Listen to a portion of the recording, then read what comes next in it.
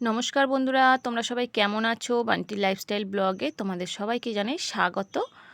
আজকে হলো সোমবার, আর আমি আজকে নতুন একটা ব্লগ নিয়ে চলে এসেছি তোমাদের জন্য। অনেক দিন পর আমি ব্লগটা করছি। আমার ছেলের জন্য এখন আমি সময় পাই না, এর জন্য কোনো ব্লগ করতে পারছি না। তো আজকে একটু সময় পেয়েছি, এর জন্য একটা ব্লগ করছি। তো দেখো, আমি ময়দার মধ্যে নুন, কালো জিরে আর একটু জোয়ান দিয়ে ভালো করে মিশিয়ে নিলাম। আজকে আমি বানাবো নিমকি আর পাপড়ি চাট। একটা ব্যাটার না, মানে ময়দা মাখা দিয়েই অনেক রকমের জিনিস হয়। যেমন ধরো নিমকি হবে, নমক পাড়ে হবে, তারপরে তোমার হচ্ছে পাপড়ি চাট হবে। অনেক কিছু তুমি যেটা খেতে চাও সেরকমভাবে তোমরা করতে পারবে একটা ময়দা মাখা দিয়ে, একরকম জিনিস দিই। তো দেখো, আমি একটুখানি তেল দিয়ে দিলাম, একটুখানি না, 2 চামচের মতন তেল দিয়েছি।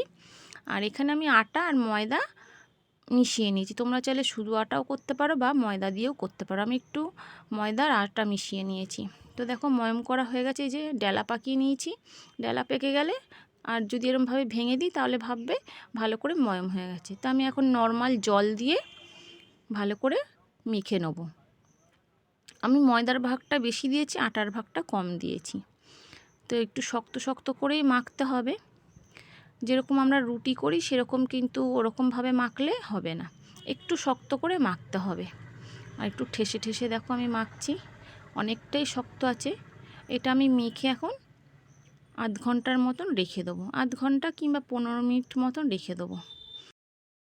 আমি আধ ঘন্টা পর তারপরে একটু ময়দাটা আর একবার ভালো করে ঠেসে নিয়ে দেখো একটা বড় গোল্লা করে তারপরে আমি একদম পাতলা করে বেলে নিলাম। তোমাদের আর দেখালাম না, কারণ ভিডিওটা অনেকটা বড় হয়ে যাবে এর জন্য। তো দেখো, আমি ভালো করে পাতলা করে একদম বেলে নিয়েছি, আর একটা কাঁটা চামচ নিয়ে নিয়েছি। তো কাঁটা চামচ দিয়ে এইভাবে আমি ভালো করে আমি ফুটো ফুটো করে নেব। ফুটো ফুটো করে নিলে কি হবে, এটার ফুলে যাবে না। এটা আমি এখন পাপড়ি চাটের জন্য করছি। তো পাপড়ি চাটটা আগে করে নিই। তো দেখো, আমি একটা গ্লাস নিয়ে নিয়েছি। তোমাদের কাছে যেই রকম জিনিস থাকুক, কোনো বোতলের ঢাকনা হোক, বাটি হোক, গ্লাস হোক, বা তোমাদের কাছে যদি কুকি কাটারও থাকে সেটা দিয়েও তোমরা কাটতে পারো। তো আমার হাতের সামনে এটা ছিল, তাই আমি এটা দিয়ে কেটে নিলাম। এইভাবে করলে কি হয়, তাড়াতাড়ি হয়ে যায়। আর ছোট ছোট করে লেচি করে করলে না অনেকটা দেরি হয়, একটা একটা করে বেলে ভাজতে দেরি হয়। তো আমি এইভাবে করে নিচ্ছি। আর যে বাদ বাকিগুলো সাইডেরগুলো আছে ওগুলো আবার আমি তুলে নিয়ে আবার আমি একটা লেচি করে তারপর আবার করে নেব। তো এইভাবেই আমি সবগুলো করে নেব। আর এই যে সাইড দিয়ে যেগুলো বেরিয়েছে লেচি কাটার পর, ওইটা আমি আবার রেখে দিলাম, ওটা আবার আমি পরে করব। এগুলো আগে ভেজে নিই তারপরে। তো দেখো, এই যে আমি একটু বড় বড় করেই বেলে নিয়েছি। একটু বড় বড় করে আমি পাপড়ি করব। ছোট ছোট করতে গেলে অনেকটা সময় লাগবে, তো অনেকটা সময় আমার হাতে নেই। তো আবার রাতের খাবার করতে হবে, আর এখন বাজে বিকেল 5টা। এটা করে রেখে দেবো, সন্ধে দিয়ে পুজো দিয়ে তারপর আবার আমি পাপড়ি চাটটা করব। তো দেখো, আমি এতগুলো বেলে নিয়েছি, আর তেলটাও আমি আগে থাকতে গরম হওয়ার জন্য বসিয়ে দিয়েছি। তো তেলটা মিডিয়াম করে আমি গরম করে নিয়েছি, খুব বেশি গরম করিনি। খুব বেশি গরম করলে কি হবে, পাপড়িগুলো উপর দিয়ে লাল হয়ে যাবে, ভেতর দিয়ে কাঁচা থাকবে, শক্ত হবে না। যেরকম পাপড়ি চাটটা শক্ত মচমচে হয় সেরকম হবে না। তাই মিডিয়াম আঁচে করে এটা হালকা তেল গরম হবে তখনই দিয়ে দিতে হবে। তো দেখো, আমি একসাথে 5টা দিলাম। তো তোমাদের যতটা মানে তেলের মধ্যে যতগুলো ধরবে, আরও আমি দেখি 1টা 2টো দিয়ে দিই, আর একটাই দিলাম, আর দিলাম না, আর ধরবে না। তো এরকমভাবে আমি আস্তে আস্তে করে পাপড়িগুলো করে নেব, নিয়ে তারপর আমি তুলে নেব। একটু ব্রাউন ব্রাউন কালার হবে, একটু লালচে লালচে, তারপর নামিয়ে নেব। দেখো, এইভাবে কিন্তু সহজেই কিন্তু বাড়িতে পাপড়ি চাট বানিয়ে তোমরা খেতে পারবে। কারণ দোকানে কিনতে গেলে অনেক দাম, 50-60 টাকা দাম নেয়। আর বাড়িতে দেখো কত সহজেই, আর সমস্ত সব উপকরণগুলো বাড়িতেই থাকে, সহজেই কিন্তু পাপড়ি চাট বাড়িতে করা যাবে। আর আগে থাকতে আমি একটু আলু সেদ্ধও করে নিয়েছি। তো এগুলো আমি তুলে নিচ্ছি, তুলে নিয়ে আমি আবার ভেজে নেব। আর একবার আমি এগুলো দেখো ছেড়ে দিচ্ছি। আগেরগুলো আমি ভেজে তুলে নিয়েছি, আবার আমি এই ব্যাচটা আবার ভেজে নিচ্ছি। ভেজে তারপরে আমি এগুলোও তুলে নেব। আর আমাদের বাড়ির সামনেই একটা বাড়ি আছে, লজ ঘর আর কি, বাড়ি ভাড়া দেওয়া হয় বিয়ে বাড়ি টিয়ে বাড়ি হলে। তো সেখানে আজকে জন্মদিন হচ্ছে, হয়তো গানের আওয়াজ একটু আসলেও আসতে পারে ভিডিওতে, তোমরা এটা একটু ম্যানেজ করে নিও। তো দেখো আমি এই পিঠটাও উল্টে ভেজে নিচ্ছি। আর এই পাপড়িগুলো এমনি খেতে যা সুন্দর লাগে না, পাপড়ি চাট না খেলেও হবে। বন্ধুরা দেখো আমি পাপড়িগুলো ভেজে নিয়েছি। পাপড়ি ভাজার পর কিছুটা ময়দা মাখা ছিল, তো সেইটা দিয়ে আমি এখন নমক পরে করে নিচ্ছি। তো কুচো নিমকিও করা যাবে, মিষ্টির দোকানে যে বড় বড় নিমকিগুলো ভাজা হয় না, সেগুলোও ভাজা যাবে। তোমরা যে কোনো নিমকি ভাজার স্ন্যাক্সের মতন যা খুশি করে খেতে পারো। আর এইদিকে আমার ছেলে চলে এসছে, বলছে আমাকে একটা পাপড়ি দাও, নিয়ে চলে গেল। তো এইটা আমি এখন ছুরি দিয়ে কেটে নিচ্ছি, কেটে নিয়ে নমক পরে করে নেবো। তোমরা কুচোনো যে ছোট ছোট নিমকি হয় সেটাও করতে পারো, মিষ্টির দোকানের মতন নিমকি সেটাও করতে পারো।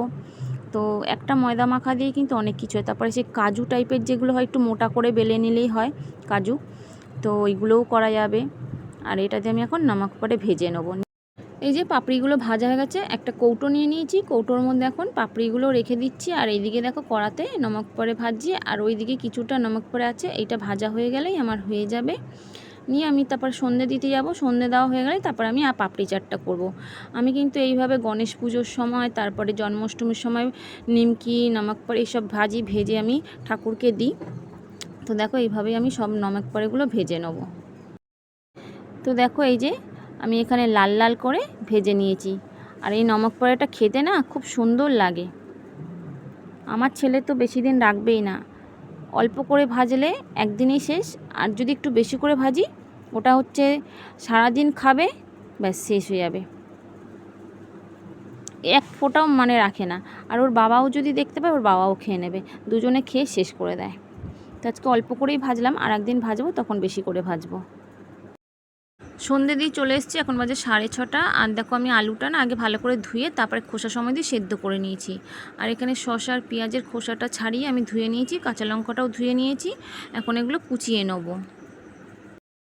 এই যে দেখো বন্ধুরা, আমি এখানে শসা, পেঁয়াজ, কাঁচা লঙ্কাটা কুচিয়ে নিয়েছি। আর এইদিকে আমি আলুটাও ছোট ছোট করে দেখো ডুমো ডুমো করে কেটে নিয়েছি। তো এখন দেখো আমি আলুটার মধ্যে একটু বিট নুন দিয়ে দিলাম, আর দেবো একটু ভাজা মশলা। এই ভাজা মশলাটা আমার সবসময় ঘরে করা থাকে, তার জন্য আর আজকে ভাজতে হয়নি। এটা হচ্ছে ধনে, জিরে, মৌরি আমি ভেজে রেখে দিই একটা কৌটোয় করে। যখন যেটা খেতে ইচ্ছা করে, চাট হোক বা যা কোনো জিনিসে তো দেওয়া যায়, তার জন্য আমি একটু বেশি করেই আমি মশলাটা ভেজে রেখে দিই। আর অল্প করে দেখো একটু কাঁচা লঙ্কা আর পেঁয়াজ কুচনো দিয়ে দিলাম, আর অর্ধেক পাতিলেবু দিলাম। পাতিলেবুটা দিলে বেশ ভালো লাগবে, টক টক একটু ঝাল ঝাল, তো টেস্ট হবে ভালো। কাঁচা লঙ্কাটা আমি এখন অল্প দিলাম, কারণ বাবান তো আবার ঝাল খেতে পারেন, এর জন্য অল্প করে দিলাম। আর গুঁড়ো লঙ্কা দেবো না, এমনি চাট খাচ্ছি, তার মধ্যে গুঁড়ো লঙ্কা খেলে পেটটা জ্বালা করবে, তো এর জন্য আজকে আমি কাঁচা লঙ্কা দিয়েই করব, গুঁড়ো লঙ্কা দেবো না। তো ভালো করে এখন মাখিয়ে নেবো, নিয়ে তারপর আমি পাপড়ি চাটটা করে নেবো। দেখো ভালো করে মেখে নিয়েছি, পুরো একদম দোকানের মতন মেখে নিয়েছি। আর একটু শসা উপর দিয়ে দিলাম। আর এই যে টক দইটা আমি ফেটিয়ে নিয়েছি, 1 চামচ চিনি আর অল্প একটু বিট নুন দিয়ে ভালো করে আমি টক দইটা ফেটিয়ে নিয়েছি। এখানে দেখো আমি একটা প্লেট নিয়ে নিয়েছি, কাগজের প্লেট হলে ভালো হতো, একদম দোকানের মতন লাগতো। তো কাগজের প্লেট আমার কাছে নেই, তো আমি এই প্লেটটাতেই নিলাম। তো 3টেই দিয়েছি, কারণ প্লেটটা তো ছোট, আরও 2-3টে দিতে পারলে ভালো হতো, খেতেও আরও ভালো লাগতো। আর পাপড়িগুলো অনেকটা বড় বড়, আর ধরবেও না, প্লেটটা ছোট। তো দেখো আমি এখানে আলু মাখাটা দিয়ে দিলাম।